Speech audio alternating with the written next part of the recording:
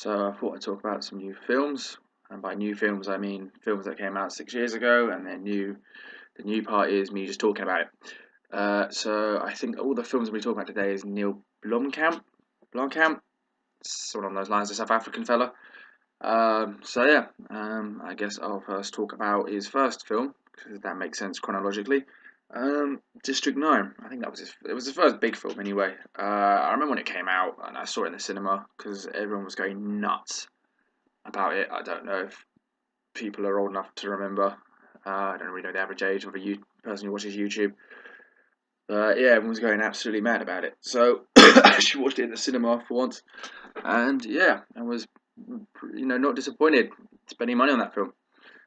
It basically is a film about how an alien ship kind of not crashes but ends up just kind of hovering over like Cape Town, South Africa. I think it's Cape Town, and their aliens come out and they're all kind of like prawn-looking things, so they're called prawns, which I think is also like their N word, so it's their P word. But yeah, they're all called like the P word, and they're considered like refugees, so they're put in this kind of like shanty town kind of place where they will live, and the fella from the bad guy from Elysium, and the crazy fella from the A Team, the film A Team, the one that came out recently, is a guy who's meant to help move all the prawns to another camp, District 10, because they're in District 9, and I don't actually get that. I don't know if they were in 8 more districts before. It seems pretty inefficient to be doing that because I think they've already been there for like 30 years. I mean, if I was them, I'd just keep it as District 1 and then move into District 2, but whatever. South Africa can do what they want.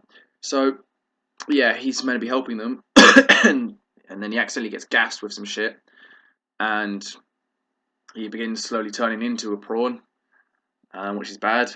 And then, yeah, stuff just keeps happening from there, and he's got to try and he befriends a prawn, and him and the prawn have got to try and save their lives. I think, yeah, save their lives from the government because one guy, the main guy, wants to become a human again, obviously, and the prawn wants to leave.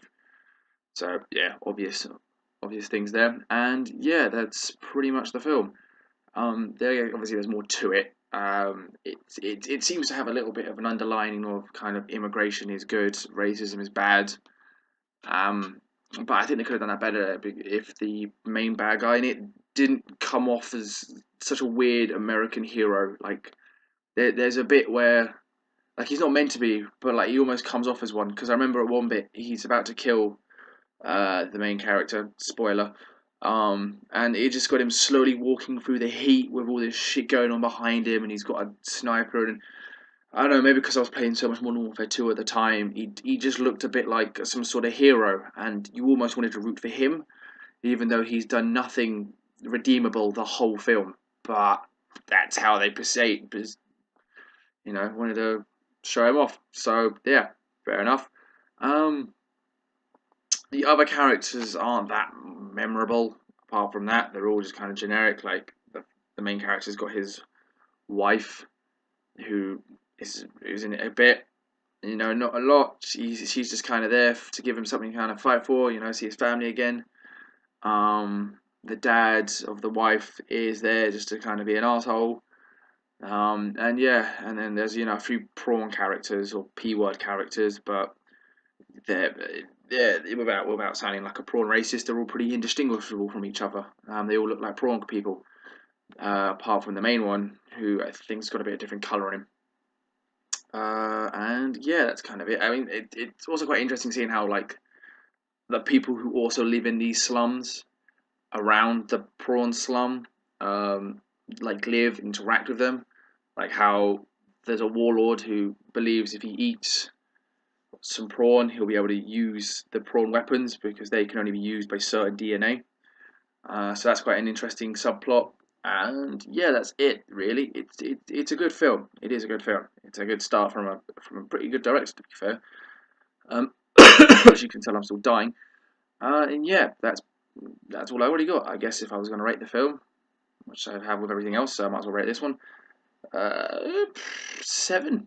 Yeah, 7 out of 10. It's good. It's a good film. Not that much wrong with it, to be honest. Yeah, so yeah, 7 out of 10. Watch it if you haven't.